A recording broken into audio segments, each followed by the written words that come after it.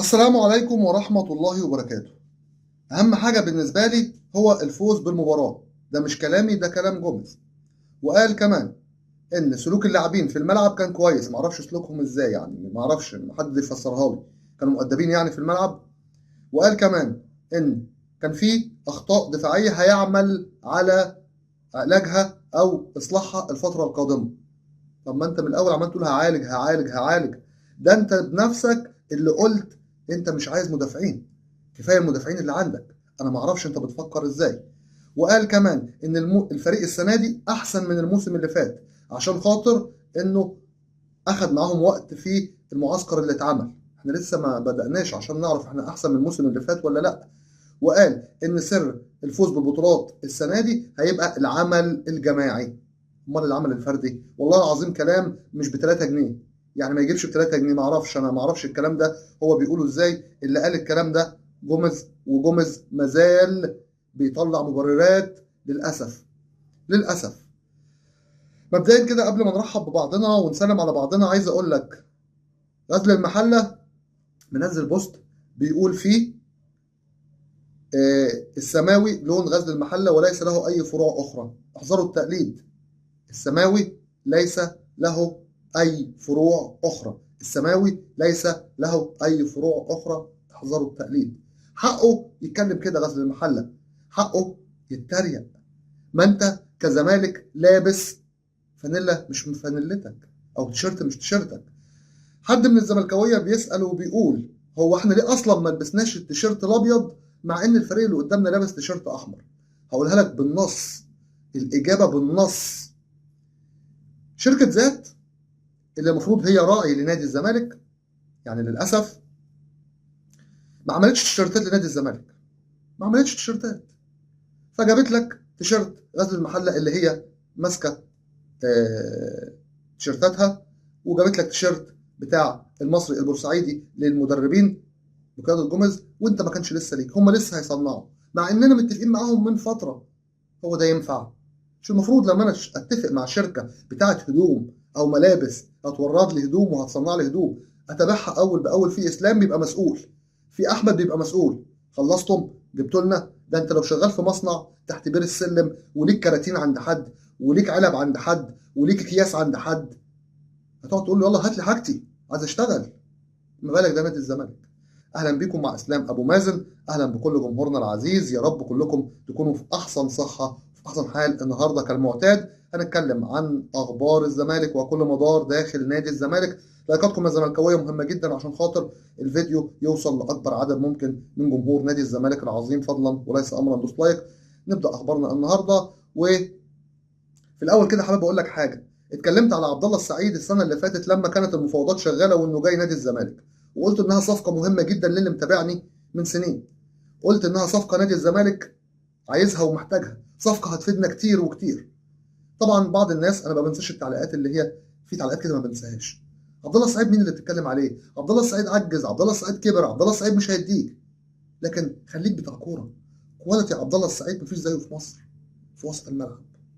عشان كده كنت بتمنى ان عبد الله السعيد يجي، اي نعم جه متاخر، بس الحمد لله اداؤه بيثبت ان هو يستحق التواجد داخل نادي الزمالك.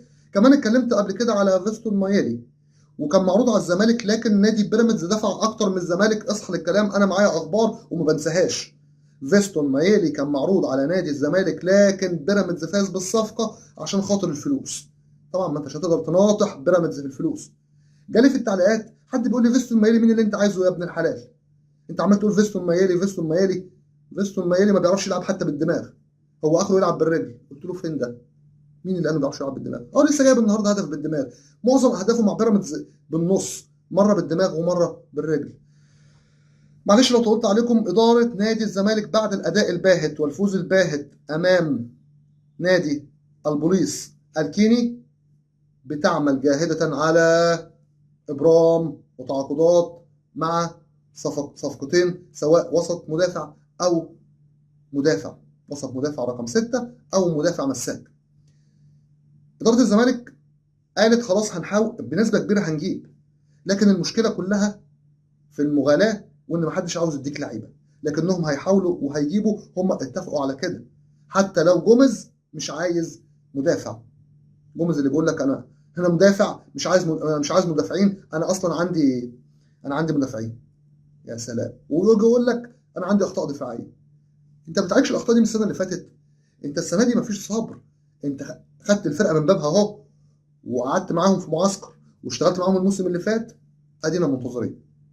طيب ايه تاني معانا في الاخبار؟ هم بيحاولوا يخلصوا اهو، انا قلت لك في كذا اسم بقى، سواء في اللاعب بتاع الجونه، سواء في كمان اللاعب اللي هو نادي الزمالك بيحاول معاه، ونادي الزمالك عاوز يتعاقد معاه وشايف ان اداره نادي انبي مش هتظبطه في الاسعار، اللي هو كالوشا. سواء كالوشا بقى او احمد حسام. وما تنساش اسامه جلال طالع من عين مجلس اداره نادي الزمالك، انا بقولها لك. محمد شحاته. محمد شحاته جاله شد في السمانه، ربنا يشفيه ويعافيه. حتى لو مش هيلحق المباراه اللي جايه سيبوه عشان السوبر، اوعوا تيجوا عليه، خلوه عشان السوبر. لكن اهم حاجه انت بتخسر محمد شحاته في وسط الملعب بلعبك ان انت تلعبه باك يمين، انت هتنسيه حساسيه مركزه. معرفش انت بتفكر ازاي، معرفش.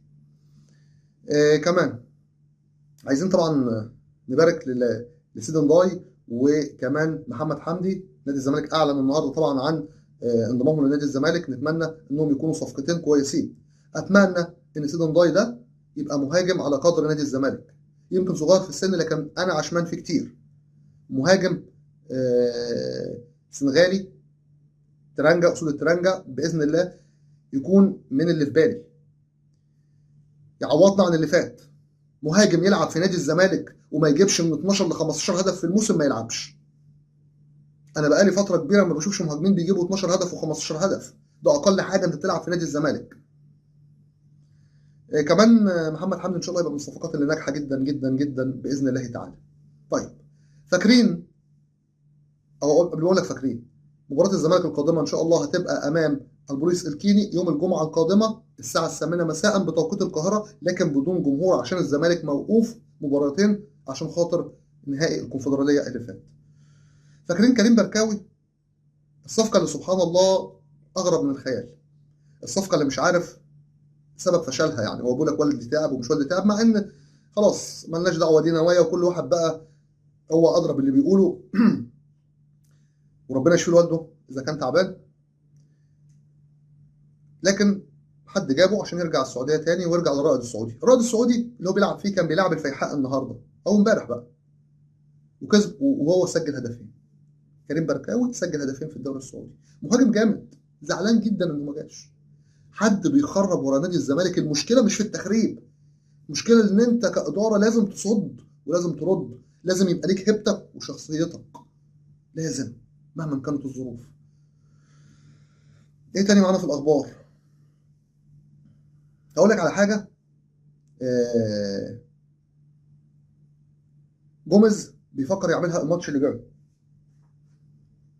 جوميز بعد ما كسبنا الحمد لله 1-0 وبهدف عبد الله السعيد، الهدف الجميل الاسطوري، جوميز بيفكر ان هو يلعب مصطفى الزناري عشان يخلي رجله في الملعب. بس على حساب مين؟ انا بقول لك اهو، بس على حساب مين؟ حمزه المسلوسي ولا حسام عبد المجيد؟ ركز قوي مع حسام عبد المجيد. حسام عبد المجيد اخطاؤه كارثيه، ومباراه السوبر الافريقي لا تتحمل اي اخطاء، ما تتحملش ولا 1%. حسام بيطلع كرة غلط من رجله، دي اخطاء الف ب. ده خلاف بقى لما لاعب يبقى داخل معاه مش عارف ايه. فاتمنى انه يحل الموضوع ده.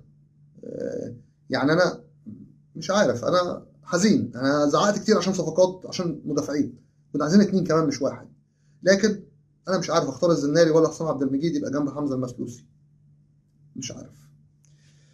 كل الفرق اللي جابت صفقات زي كريم بركاوي وزي اشرف وزي محمود تريزيجيه وزي فلان وزي علان لعبوا لعبتهم اول ما جم. حتى محمد عبد المنعم في النيس الفرنسي. جوميز ما لعبش حسام اشرف. جوميز هل يا ترى مش لاك هيلعبه؟ مش لاك هيلعبه في ماتش الاهلي؟ مش عارف. اسئله كتير بتطرح نفسها، لكن حبيت اقول لكم ان اداره نادي الزمالك ان شاء الله بتسعى جاهده للتعاقد مع الصفقتين، لاعب وسط مدافع ولاعب مدافع ان شاء الله، والموضوع مش هيبقى في طي النسيان. لكن خلونا نشوف ايه اللي هيحصل. عايز اقول لك حاجه اخيره، انت قدمت عرض دلوقتي لهاتاي التركي عشان خاطر تحصل على خدمات كارلوس سترادنبرج المهاجم السعودي عندهم. في كلام بدأ يدور، لو العرض اترفض إدارة الزمالك حتى لو ما جابتش مهاجم أجنبي هتفكر في لاعب وسط أجنبي. بكده تكون انتهت أخبارنا النهاردة. عشان الزمالك حب في قلبنا هندعم نادي الزمالك، مش هنتخلى أبدا عن نادي الزمالك، ودائما وأبدا في ظهر نادي الزمالك إلى أن ينتهي بنا العمر. أترككم في رعاية الله وأمنه وحفظه، ولكم مني خالص حبي وتقديري واحترامي، وإن شاء الله قادم أفضل. عشان الزمالك حب في قلبنا، والسلام عليكم ورحمة الله وبركاته. يا أحسن وأعظم وأوفى وأغلى جمهور في الكون، جمهور نادي الزمالك العظيم، كلنا إيد واحدة، والسلام عليكم.